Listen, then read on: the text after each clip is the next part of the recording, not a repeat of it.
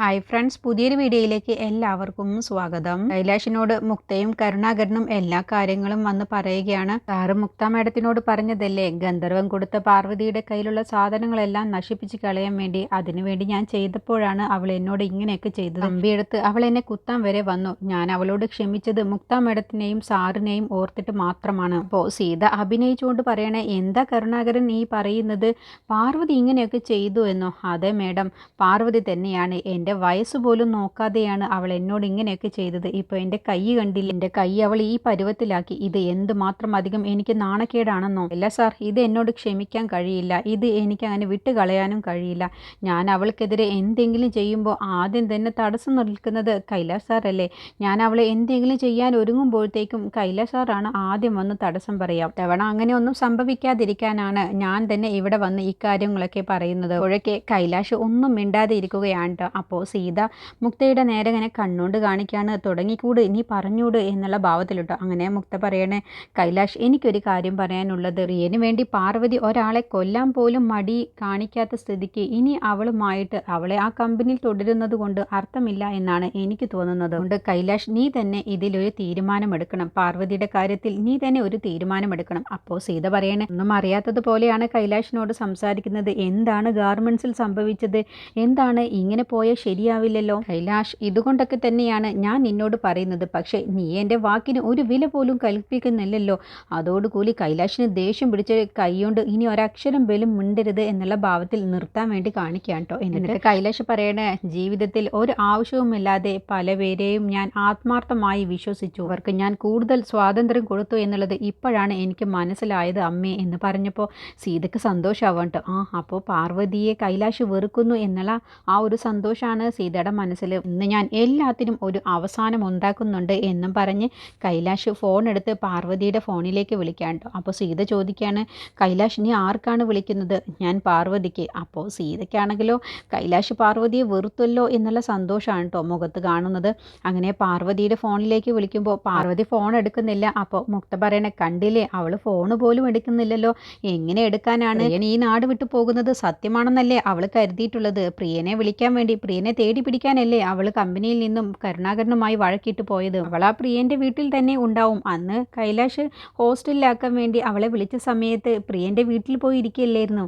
അവളില്ല, ഹോസ്റ്റലിലേക്ക് ഇന്ന് വരില്ല എന്നൊക്കെ പറഞ്ഞിട്ട്. അതുപോലെ ഇന്നും പ്രിയൻ്റെ വീട്ടിലുണ്ടാവും അവൾ. ഞാൻ പറയുന്നത് വിശ്വാസമില്ലെങ്കിൽ കൈലാഷ് പ്രിയൻ്റെ വീട്ടിൽ പോയി നോക്ക്. അവർ രണ്ടുപേരും അവിടെ തന്നെ ഉണ്ടാവും. പ്രിയനും ഈ നാട് വിട്ടു പോയിട്ടൊന്നും ഉണ്ടാവില്ല. നീ വിശ്വാസമില്ലെങ്കിൽ ഒന്ന് പോയി നോക്ക്. ഒക്കെ കേൾക്കുമ്പോൾ കൈലാഷിന് നല്ല ദേഷ്യം പിടിക്കുകയാണ്. അപ്പോൾ കൈലാഷ്, നീ എന്നോടൊപ്പം വാ, വന്ന് കാറിൽ കയറ് എന്നും പറഞ്ഞ് ദേഷ്യം പിടിച്ച് കൈലാഷ് കാറിലേക്ക് പോവാട്ടോ.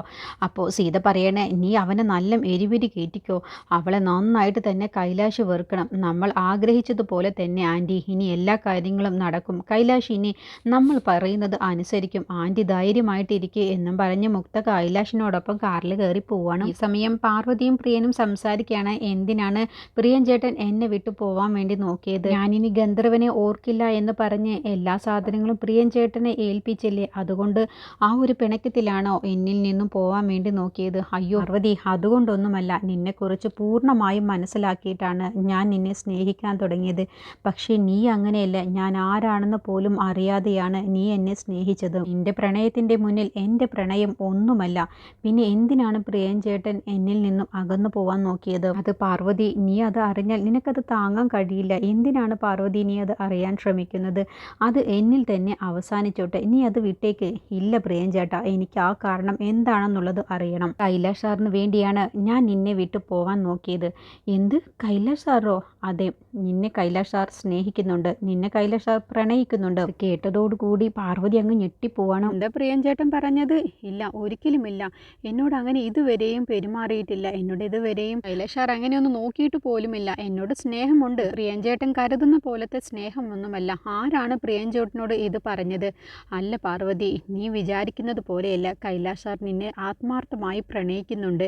എന്നോട് ഇക്കാര്യം പറഞ്ഞത് കൈലാഷ് സാർ തന്നെയാണ്. നിന്നെ സ്നേഹിക്കുന്നുണ്ട് എന്ന് ആദ്യമായി എന്നോട് പറഞ്ഞത് രുദ്രപ്രതാപൻ്റെ ആളുകൾ നിന്നെ തട്ടിക്കൊണ്ടുപോയി നിന്നെ അപകടപ്പെടുത്തിയില്ലേ? ആ സമയത്താണ് എന്നോട് ഇക്കാര്യം പറഞ്ഞത്. അതറിഞ്ഞ ആ നിമിഷം മുതൽ എനിക്ക് പിന്നെ നിന്നെ ആ കണ്ണോടെ കാണാൻ കഴിയാതെയായി. പിന്നെ ഞാൻ എപ്പോഴും നിന്നെ കാണുമ്പോഴും എനിക്ക് കൈലാഷ് സാറും നീയും തമ്മിൽ പ്രണയിക്കുന്നതിനെ കുറിച്ചാണ് എൻ്റെ മനസ്സിൽ ചിന്ത വരുന്നത്. നിന്നെ കൈലാഷ് കൈലാഷ് സാർ ആദ്യമായി നിന്റെ നാട്ടിൽ വെച്ച് കണ്ട അന്നു മുതൽ നിന്നെ കൈലാഷ് സാറിന് ഇഷ്ടമാണെന്നുള്ള കാര്യം എന്നോട് പറഞ്ഞു. എൻ്റെ വീടും സ്ഥലവും നഷ്ടപ്പെടാതിരിക്കാൻ വേണ്ടി അന്ന് എനിക്ക് 10 ലക്ഷം രൂപ തന്നത് എൻ്റെ ഫ്രണ്ട് ഒന്നുമല്ല, അതും കൈലാഷ് സാർ തന്നെയാണ്. എന്നോടുള്ള ഇഷ്ടം എൻ്റെ മനസ്സിൽ നിന്നും പോവാത്തത് കൊണ്ടാണ് ഞാൻ ഇവിടെ നിന്നും പോവാം എന്നുള്ള കാര്യം തീരുമാനമെടുത്തത്.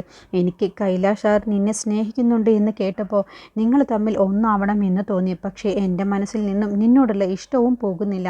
അതിനൊക്കെ കൂടി വേണ്ടിയാണ് ഞാൻ ഇവിടെ നിന്ന് പോവാൻ തീരുമാനിച്ചത്. അങ്ങനെയാണ് കൈലാഷ് സാർ നിന്നെ എൻ്റെ വീട്ടിലേക്ക് കൊണ്ടുവന്ന് എന്നോടൊപ്പം താമസിക്കാൻ വേണ്ടി പറഞ്ഞത്.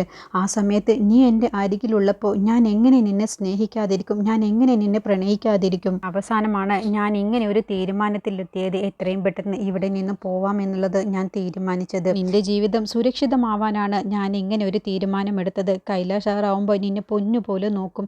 നിനക്ക് എല്ലാവിധ ബുദ്ധിമുട്ടുകളും പ്രയാസവും കൈലാഷ് സാറിനെ കല്യാണം കഴിച്ചാൽ നിനക്ക് അതെല്ലാം ഉണ്ടാവും എന്നൊക്കെ ചിന്തിച്ചത് കൊണ്ടാണ്. അപ്പോൾ എനിക്ക് എൻ്റെ മനസ്സിൽ ഏതാണ് ശരി ഏതാണ് തെറ്റ് എന്നുള്ള ചിന്ത എൻ്റെ മനസ്സിലുണ്ടായിരുന്നില്ല. നിൻ്റെ ജീവിതം മാത്രമാണ് എൻ്റെ മനസ്സിലുണ്ടായിരുന്നത്. പിന്നെയാണ് നീ എല്ലാ സത്യങ്ങളും അറിഞ്ഞു തുടങ്ങിയത്. അപ്പോൾ പാറു പറയണേ, കൈലാഷ് സാറിനെ ഞാൻ ഒരിക്കലും അങ്ങനെയൊന്നും കണ്ടിട്ടില്ല, ഒരിക്കലും കാണാനും കഴിയില്ല. ഞാൻ കൈലാഷ് സാറിനെ എൻ്റെ സ്ഥാനത്താണ് ഞാൻ കാണുന്നത്. പ്രിയൻ ചേട്ടൻ എന്നെ വിട്ടു പോയാൽ ഞാൻ കൈലാഷ് സാറിനെ സ്വീകരിക്കുമെന്നെങ്ങനെ പ്രിയൻ ചേട്ടന് തോന്നിയോ? പാറു, ഞാൻ എന്നോട് എല്ലാ സത്യവും തുറന്നു പറയണമായിരുന്നു, എനിക്കത് പറയാൻ തോന്നിയില്ല. നീ എന്നോട് ക്ഷമിക്ക് എന്ന് പറഞ്ഞ് പാറുവിൻ്റെ കൈ പിടിച്ച് ക്ഷമ ചോദിക്കുമ്പോൾ പ്രിയൻ ചേട്ടൻ ഒരിക്കലും എന്നോട് ക്ഷമ ചോദിക്കരുത്. എൻ്റെ മനസ്സിൽ പ്രിയൻ ചേട്ടനുള്ള സ്ഥാനം അത്രയ്ക്ക് വലുതാണ്. പ്രിയൻ ചേട്ടനെ പോലെ ഒരാളെ എനിക്ക് കിട്ടാൻ എൻ്റെ ഭാഗ്യം കൊണ്ടാണെന്നാണ് ഞാൻ കരുതുന്നത്.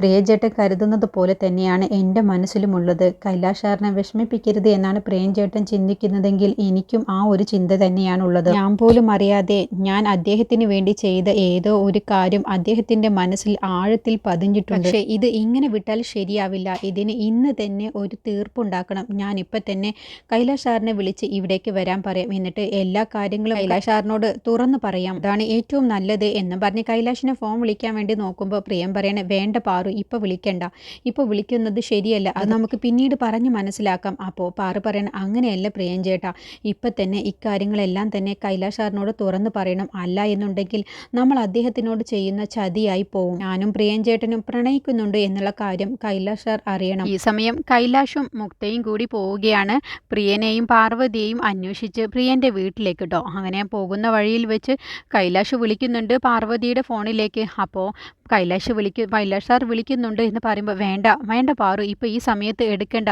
അല്ല നമുക്ക് പറയാം നമ്മൾ ഇവിടെ ഉണ്ട് എന്നുള്ള കാര്യം കൈലാഷ് സാറിനോട് പറയാം. വേണ്ട പാറു, ഞാൻ പറയുന്നതൊന്ന് നീ കേൾക്ക്, നീ ഫോൺ എടുക്കണ്ട എന്ന് പറയട്ടോ. അങ്ങനെ മുക്ത ചോദിക്കുകയാണ്, അല്ല എന്തു പറ്റി കൈലാഷ് ഫോൺ എടുക്കുന്നില്ല? ഇല്ല, പാർവതി ഫോൺ എടുക്കുന്നില്ല എന്ന് ദേഷ്യത്തിൽ പറയട്ടോ. എങ്കിൽ പ്രിയനെ വിളിച്ചു നോക്ക് എന്ന് പറയട്ടോ. അങ്ങനെ പ്രിയൻ്റെ ഫോണിലേക്ക് വിളിക്കുകയാണ് കൈലാഷ്. അപ്പോൾ ആ കൈലാഷ് സാർ അല്ലേ, പ്രിയൻ ചേട്ടൻ എടുത്ത് സംസാരിക്കുക. ഇല്ല, ഇപ്പോൾ എടുത്ത് സംസാരിച്ചാൽ ശരിയാവില്ല, ഞാൻ ഫോൺ എടുക്കുന്നില്ല എന്ന് പറഞ്ഞ് ഫോൺ കട്ടാക്കുക കേട്ടോ. അപ്പോൾ മുക്ത ചോദിക്കുകയാണ് കൈലാഷിനോട്, എന്തു പറ്റി, പ്രിയൻ ഫോൺ എടുക്കുന്നില്ല? ഇല്ല, അവൻ കട്ട് ചെയ്യുകയാണ് എന്ന് ദേഷ്യത്തിൽ പറയണേ. എന്നാൽ മറ്റൊന്നും നോക്കണ്ട കൈലാഷ്, നീ നേരെ പ്രിയൻ്റെ വീട്ടിലേക്ക് വിട്, അവിടെ ഉണ്ടാവും, ഉറപ്പായും പാർവതി അവിടെ തന്നെ ഉണ്ടാവും. അങ്ങനെ പ്രിയൻ്റെ വീട്ടിലെത്തിയ ശേഷം കോളിംഗ് ബെൽ അടിക്കുകയാണ്. അപ്പോൾ ദർശന കഥക് തുറന്നു നോക്കുകയാണ്. എവിടെ പാർവതി എവിടെ എന്ന് ദേഷ്യത്തിൽ കൈലാഷ് ചോദിക്കുമ്പോൾ ദർശന മനസ്സിൽ ചിന്തിക്കുകയാണ്, ഇതെന്താ വന്നു കയറി ഉടനെ തന്നെ പാർവതിയെ ചോദിക്കുന്നത്, എന്തോ ഒരു പ്രശ്നമുണ്ടല്ലോ. അപ്പോൾ നിന്നോടല്ലേ ചോദിച്ചത്, എവിടെ പാർവതി? അപ്പോൾ സാർ ഒന്ന് പതിയെ സംസാരിക്കണം, അമ്മ ഉണ്ട്, അകത്ത് അമ്മ ഉണ്ട്, അമ്മ ഇതൊന്നും അറിയില്ല. അമ്മ അറിഞ്ഞു എന്ന് കരുതി എന്താണ് എന്ന് മുക്ത ചോദിക്കുമ്പോൾ, ഞാനൊന്ന് പറയുന്നത് കേൾക്ക്, നമുക്ക് പുറത്തു നിന്ന് സംസാരിക്കാം എന്ന് പറഞ്ഞ് ദർശന കൈലാഷിനെയും മുക്തയെയും പുറത്തേക്ക് വിളിക്കാം കേട്ടോ. എന്നിട്ട് അവിടെ നിന്ന് സംസാരിക്കുകയാണ്.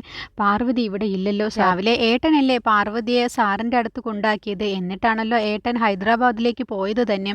അതൊക്കെ ശരി തന്നെയാണ്, അത് രാവിലെയാണ്. പക്ഷേ ഇപ്പം ഞാൻ പാർവതി കമ്പനിയിൽ പ്രശ്നമുണ്ടാക്കിയ ശേഷം അവിടെ നിന്ന് പോയി ഞാൻ ഒരുപാട് തവണ ഫോൺ വിളിച്ചു, പക്ഷേ പാർവതി ഫോൺ എടുക്കുന്നില്ല. അപ്പോൾ മുക്ത പറയണേ, ഇവർ പറയുന്നതൊന്നും വിശ്വസിക്കേണ്ട, നമുക്ക് കൈലാഷ് അകത്ത് കയറി നോക്കാം. എന്താ ഇവരോട് പറഞ്ഞാൽ മനസ്സിലാകില്ലേ, ഇവർക്ക് എന്താ എത്ര പറഞ്ഞാലും മനസ്സിലാവാത്തത്? അമ്മ ഏട്ടൻ പോയ സങ്കടത്തിൽ കരഞ്ഞാണ് അമ്മ ഇപ്പോൾ ഒന്ന് തലവേദനിക്കുന്നു എന്ന് പറഞ്ഞ് കിടന്നത്.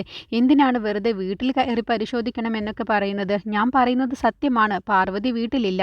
അപ്പോൾ കൈലാഷ് പറയണേ, മുക്ത നീ ഒന്ന് മിണ്ടാതിരിക്കും. ദർശന, നിനക്കെങ്ങാനും പാർവതി ഫോൺ വിളിച്ചാൽ നീ എവിടെയാണെന്നുള്ളത് പാർവതിയോട് ചോദിച്ചറിഞ്ഞ് എന്നെ ഒന്ന് അറിയിക്കണം. ക്ഷമിക്കണം, ഞാൻ പാർവതിയുടെ ഫോണിലേക്ക് വിളിച്ചിട്ട് ഫോൺ എടുക്കുന്നില്ല, അതുകൊണ്ടാണ്. അപ്പോൾ ദർശന ഞാൻ അറിയിച്ചോളാം എന്ന് പറയട്ടോ. അങ്ങനെ ദർശന വീടിനകത്തേക്ക് കയറി പോവാണ്. അപ്പോൾ മുക്ത നീ കാറിൽ കയറി എന്ന് ദേഷ്യത്തിൽ പറയുമ്പോൾ, അല്ല നമുക്കൊന്ന് വീട് ചെക്ക് ചെയ്ത് നോക്കിയാലോ, അവിടെ ഉണ്ടാവും പാർവതി, ഞാൻ പറയുന്നതൊന്നും നീ കേൾക്ക് എന്ന് പറയട്ടോ. അങ്ങനെ കൈലാഷ് വീണ്ടും പാർവതിയുടെ ഫോണിലേക്ക് വിളിക്കുകയാണ്.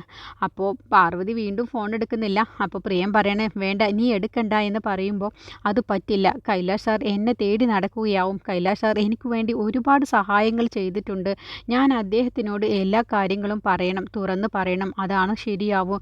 ഇനി പ്രിയൻ ചേട്ടൻ പറയുന്നത് പോലെയല്ല, എല്ലാ കാര്യങ്ങളും തുറന്ന് സംസാരിക്കണം, അതുകൊണ്ട് കൈലാഷ് സാറിനോട് ഇവിടേക്ക് വരാൻ പറയാം. അപ്പോഴത്തേക്കും കൈലാഷിൻ്റെ ഫോണ് കട്ടാവുകയാണ്. അപ്പോൾ കൈലാഷിന് നല്ല ദേഷ്യം വരട്ടെ. അങ്ങനെ പാറു കൈലാഷിൻ്റെ ഫോണിലേക്ക് തിരിച്ചു വിളിക്കാൻ കേട്ടോ. അങ്ങനെ ഫോൺ എടുക്കുകയാണ്. പാർവതി നീ എവിടെയെന്ന് ചോദിക്കുമ്പോൾ, ഞാൻ ഇന്ന ഒരു ക്ഷേത്രത്തിലുണ്ട്, അവിടേക്ക് വന്നാൽ മതി അറിയാം, എനിക്ക് സാറിനെ നേരിട്ട് കണ്ട് ഒരുപാട് കാര്യങ്ങൾ സംസാരിക്കാനുണ്ട്, തെളിവ് സഹിതം എനിക്ക് സാറിനോട് പറയണം എന്ന് പറഞ്ഞപ്പോൾ, ഞാൻ ഇപ്പം തന്നെ അവിടേക്ക് വരാം, നീ അവിടെ തന്നെ നിൽക്ക് എന്ന് പറഞ്ഞിട്ടാണ് ഫോൺ വയ്ക്കുന്നത്. അങ്ങനെ മുക്തയെയും കൂട്ടി കൈലാഷ് ഇനി ആ അമ്പലത്തിലേക്കാണ് കേട്ടോ പോകുന്നത്. അങ്ങനെ മുക്തയുടെ കരണം നോക്കി കൈലാഷ് ഒന്ന് പൊട്ടിക്കുന്നുണ്ട്. അതിനെക്കുറിച്ചുള്ള റിവ്യൂ അടുത്ത വീഡിയോയിൽ പറയാം.